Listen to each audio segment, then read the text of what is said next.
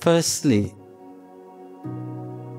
when we are talking about loving oneself, what does that mean? This we have to understand. No? What does that mean? There's two ways of looking at it. So who are you loving firstly? Which self are you loving? The external self, which you call yourself, or the inside, which is called yourself? No? You have two aspects, no? Two personality. One personality which you know, and another personality which you don't know. So which one you are talking about loving? How can you love something that you don't know? Huh? This is the thing, you see.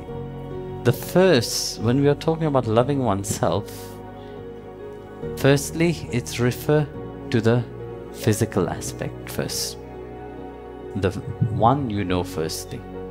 Because the one that you know, you can easily love him. No?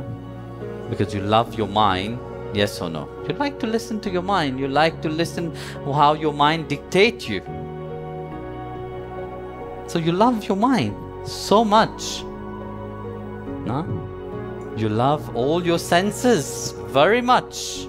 Because when the senses is very agitated, running into the outside, you like to entertain it. No? So that's what you know. But this is one aspect of the outside. But there's another aspect of the outside also, which everybody have, but they keep it for themselves.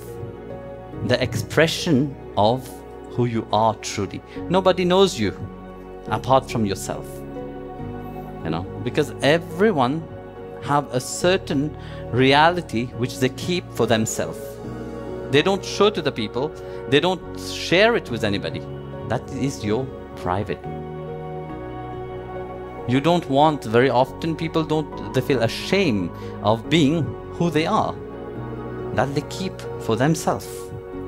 You know, firstly, upon the external self, acceptance is important. If you don't accept, firstly, the outside, how God have created you, how God have made you, you will never know how to dive deep within. No? So, firstly, it is that acceptance must be there. Without that acceptance, you will never be able to accept life. If you don't accept yourself, how would you accept anybody else? Can you? Can you accept God, which you don't know? Can you accept your true self, which you're on, like you were just saying, you're on journey to know? You can't, no? That acceptance must be there firstly. So like that, first step of loving oneself is to completely accept oneself, how God have made you, have made your mind. That doesn't mean that you can't change. You know, that the changes start happening the moment you start to accept. But the mind finds it very difficult to accept, because the mind rotates on all the negative things that you have done it upon your life. No? Tell you to think about positive. What happened? You can't.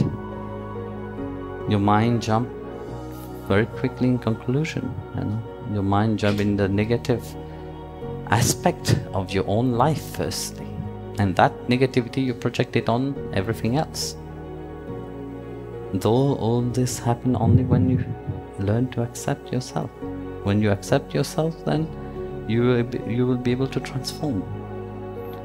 Then the second acceptance, the second is to love the true self. And how to love the true self? To be able to love the true self, you have to get to know the true self. You have to let that true self awake. No? So, how to get to know?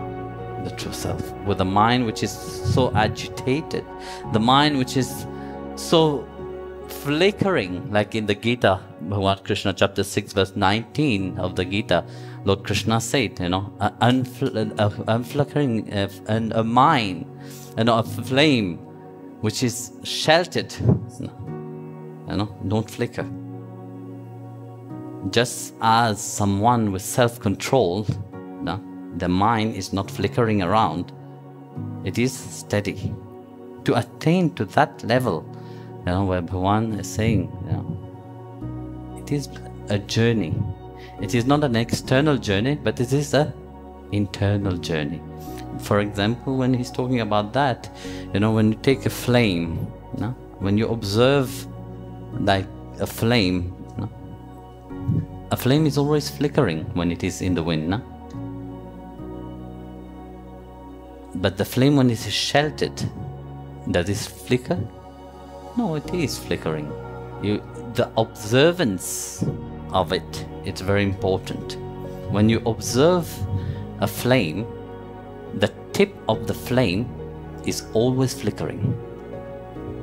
The flame itself appeared not flickering, but the tip flickers so fast that it appeared steady. No? So this is how, you know, that mind must become. For the self to reveal, you know, the mind must transform. There's nothing else that needs to be transformed. It's only the mind must be transforming. Everything else will get transformed when the mind is transformed. Who is enjoying everything? Mind. Yeah, he's beyond. You know, when we take your life itself, no? Who is enjoying the good things in your life? You? Huh? Your mind is enjoying. Who is enjoying the bad things of life? You? It is your mind which is enjoying.